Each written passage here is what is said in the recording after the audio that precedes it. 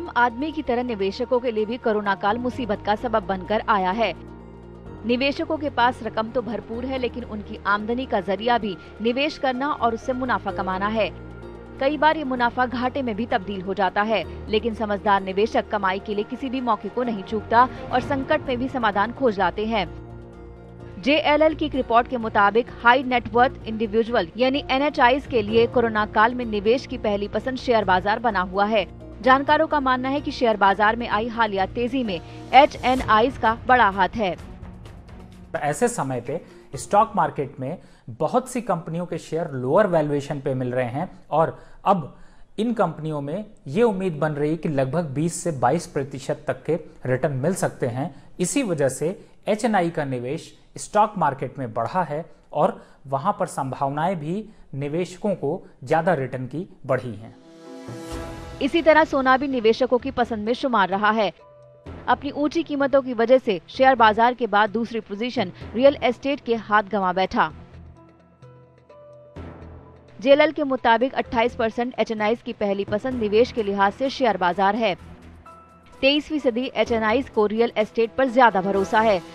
2019 में दुनिया भर के HNIs की कुल दौलत $74 ट्रिलियन थी। भारत में HNIs की तादाद बीते 4 साल में 12% सालाना की दर से बढ़ी है, जबकि इनकी रकम इन 4 सालों में 15% सालाना के हिसाब से बढ़ी है। 2016-2017 के 1,60,600 से इनकी आबादी 2021-22 में बढ़कर दोगुनी यानी 3,30,400 होने की अनुमान है। भारत के कुल HNIs में 26% ने रियल एस्टेट में निवेश किया हुआ है। JLL का मानना है कि कोरोना के खत्म होने के बाद सबसे पहले ऑफिस सेगमेंट में तेजी दिखाई देगी। इस सेगमेंट में 180 मिलियन वर्ग फीट को निवेशकों का सहारा मिल सकता है।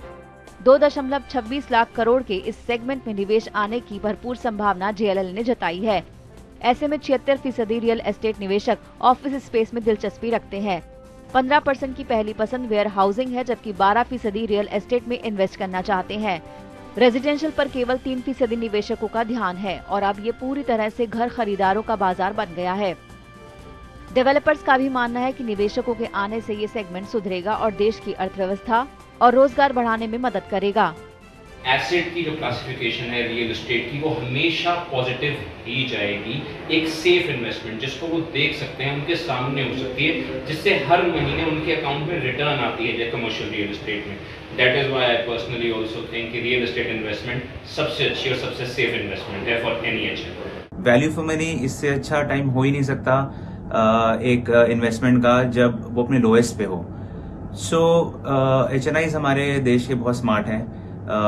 वो इस बात का पूरा फायदा उठा के इस टाइम पे इन्वेस्टमेंट करना चाहते हैं जब उनको अपने इन्वेस्टमेंट पे मैक्सिमम रिटर्न मिले।